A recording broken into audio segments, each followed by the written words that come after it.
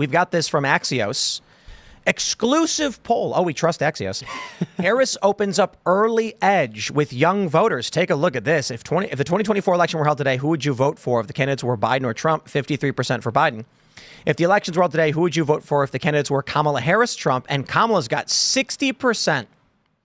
Okay, now, you're a young conservative man. I don't think that you represent all of Gen Z. But what are you seeing? Well, I don't represent all of Gen Z, but I've been fortunate enough to talk to a lot of Gen Z. And I've constantly seen both sides of the aisle, people are frustrated, regardless of if you're even like, okay, I'm abnormal and, my age. Most 18-year-olds aren't politically interested or involved. But even ones that aren't interested or involved, they're affected by this. Like I'll say last week in Milwaukee, every single Uber driver I had was a college student taking a second or third job to make ends meet. Really? And a lot of them were like, oh, like, I disagree with the MAGA hat you have on, but like, the economy was better with him. And I was like, it was, right? Like, it definitely was. You didn't have to have two jobs. Exactly. Yeah, which is so sad. So I think that this is BS, and I absolutely think that this is something that, we're seeing come back against. So for you, is it like, 2019 was a hot year. 2020 was pretty bad. So you're young. Sure. And I have to imagine, like, with your family, you're going out to eat more, you're going to the movies more. Yeah. When you were getting older, into the Biden administration, where you notice these things with your family, where your parents are like, Absolutely. we can't afford to do it. Yeah. We got to tighten our belts. Well, then I'm going into college, after this next school year. You remember graduating from high school, renting your first apartment, like becoming financially independent, actually going into the age of like attempting to, go on road trips with your friends, just go out and eat dinner with your friends, like very simple things that you should be able to do as a freedom-loving American, and you can't do because, and again, it's constantly in the news that the economy is bad, and it's hard enough for my parents and grandparents' generation. Picture how difficult it is for my generation getting a start in this economy. Well, hard. If it makes you feel better, millennials had the 2008 crash. There you go. So how old? I was 20. Okay. As we went into that. Yeah. And That's so right when I finished grad school, and I was like, oh, goody. I tried to get a job as a dishwasher, and I could not because good luck finding a job. Everybody needed one. Mm-hmm. The people who are slightly older got laid off from their jobs, so they started dipping lower and lower into lower tier jobs. And then I'm like, but I played guitar in the subway. I made it work. It worked. And then millennials got to experience a second, and fortunately, Gen Z got to experience their first. Yes. Although I think Gen Z was actually around for the first one too, just not experience it in the same way. Yes. Their parents I was experienced 2, it, so yeah. I mean, that's how I feel about the 2008 crash because I was in middle school at the time, and I think there are a lot of there is the tension in the household, even if you're not super engaged, you're at an age where you're becoming aware, and you know that ultimately these are consequences that will affect your family. I mean, I know a lot of people whose parents couldn't help them pay for college because of the 2008 crash, or they had to move from where they live because they had to sell their house because they couldn't afford it anymore. I mean, people remember the effects of challenging economic times, even if they themselves are not part of the tax base yet. Yeah, I had, I think, 4 part-time jobs. Wow.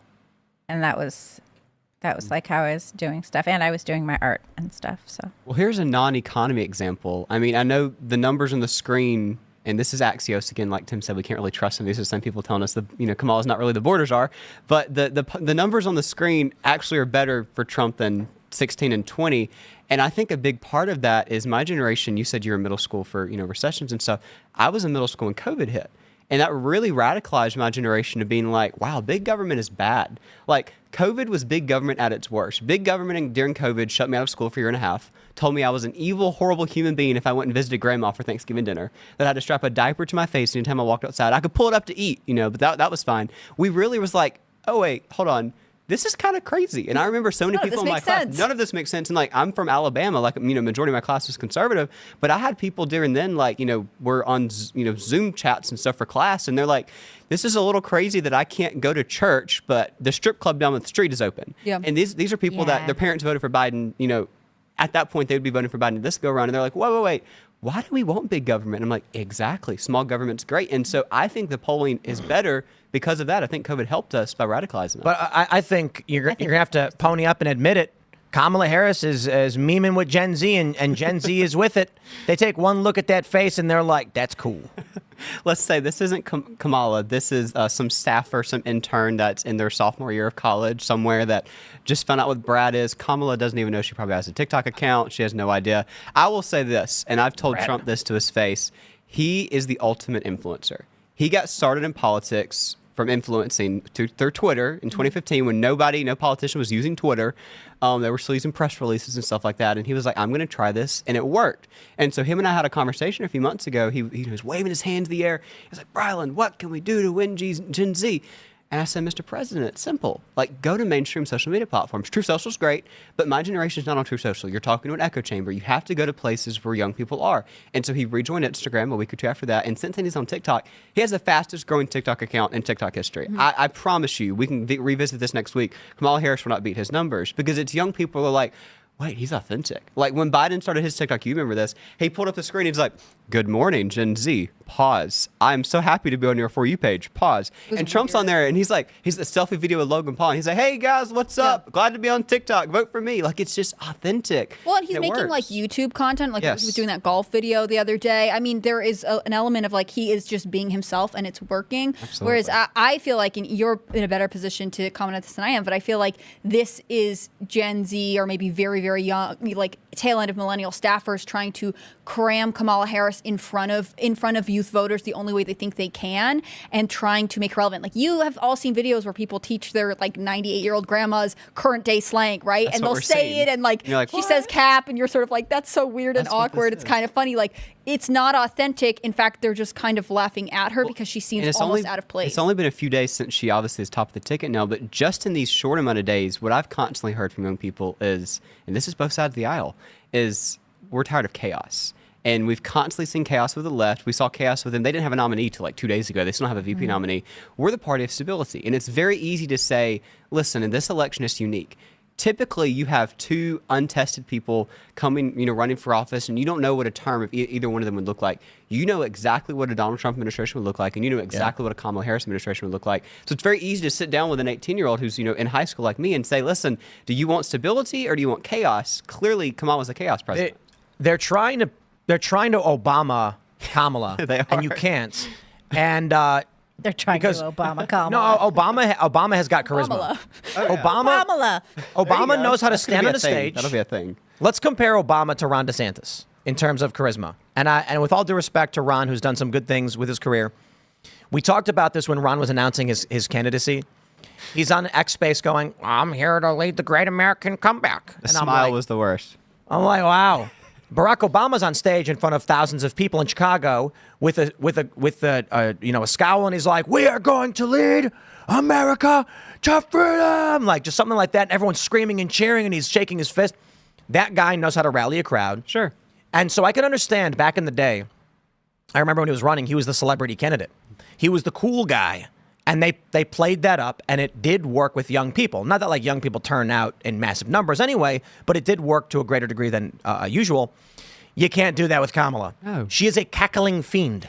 That's what she is. What is she going to say? Like, you fell out of a coconut tree. Like, what's her thing going to be? It's not, yes, we can. That's that. That's what it is. Thing. I mean, that's all it is. Play day. Yeah, it's crazy. It doesn't make She say, what did Podwis? Is that what Jill Biden said? Quotas? It was, Podway. Remember, Jill Biden said, "See, say Podway" or whatever. Oh, yes. Yeah. Oh. We should stop trying to make politicians that don't speak Spanish at all speak Spanish. I know, feel it's What a crazy everyone's mad concept. when that Yeah. happens. I know I'm being radical here, but I just feel like everyone would appreciate it. I think Kamala is struggling with this image, right? That's why it is rapidly evolving. Like they're trying to make her both memeable and this prosecutor who's going to take on Trump, and then she's going to, pivot to being, I don't know, a TikTok date. Like it doesn't make any sense. Podway. They took the video down. They took it down? Of course they did.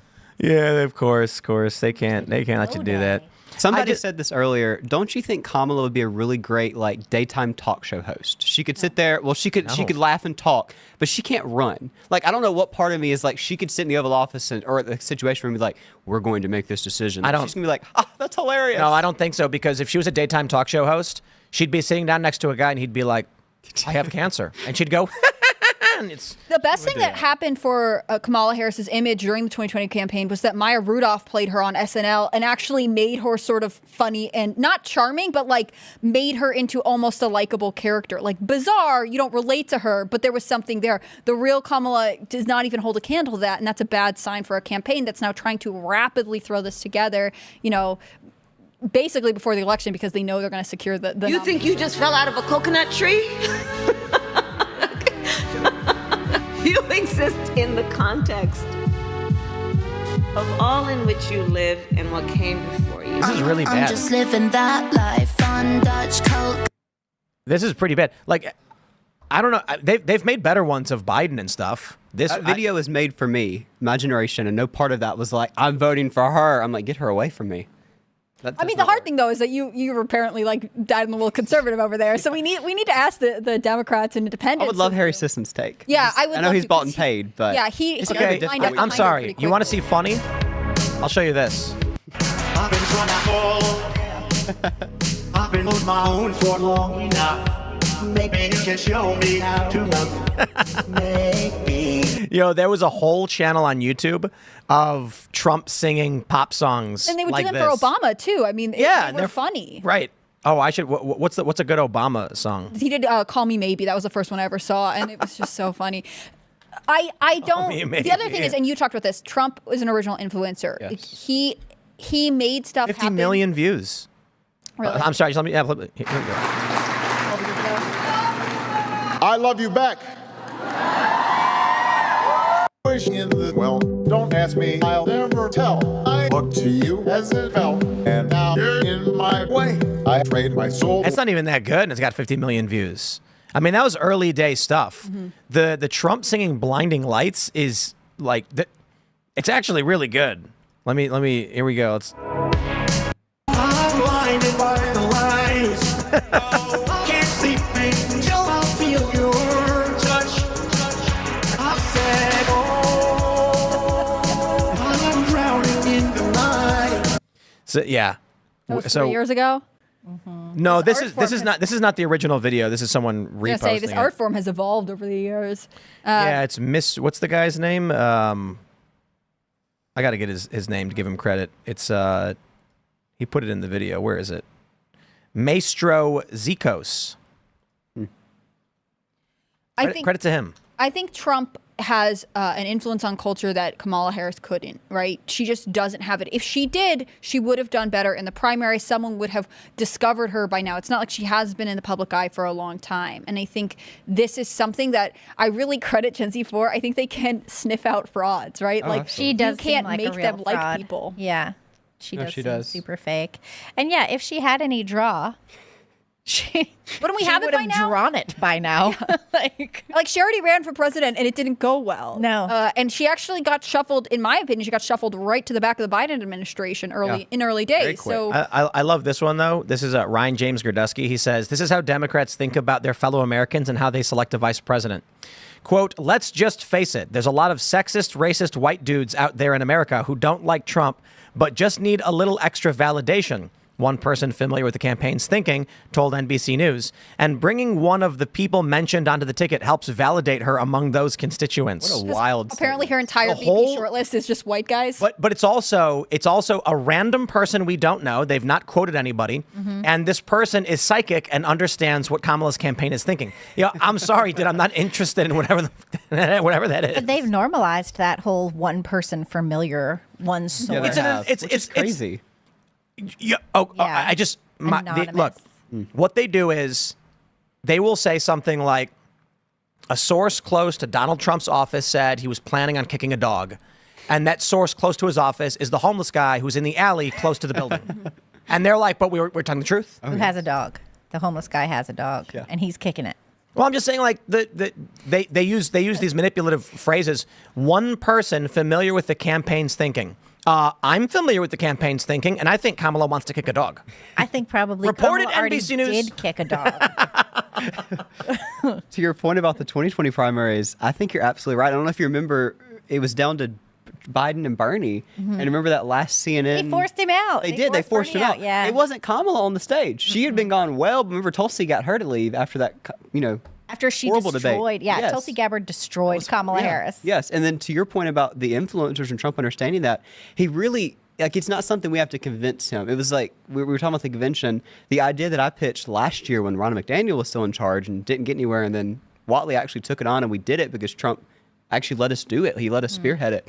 We flew up 100 influencers to the convention last week, and they had a suite on the top floor, and they got to sit and cover the convention. It had wow. hundreds of millions of views. Trump let us do that. That's something in the past. Smart. RNC was like, you know how we're not going to go there. We're not going to touch that. Was that like the Creators Hub? It was the thing? Creator Hub. Yes. I was doing that too. Yeah. I Oh, well, didn't there you see go. in there. Yeah. It was really cool for him to get. And again, it was an immediate. I pitched to Watley. Watley was like, "Let me check with Trump." That was your idea? It was mine. Yeah. Very clever, Thank you. Brilyn. He called That's back really maybe 30 minutes later. Trump loves it. How quick can we get it? Because you know what's So, like I got invited to like apply for credentials for the creator thing, Yeah. and my friends in press did not have floor access, but I did have floor access. You get to go down for your 30 minutes. Yeah, and That was that was there you cool. go. When, Yeah. when and I, it was very cool. It was actually Did you like go up to the suite too? Yeah, Okay, yeah. good.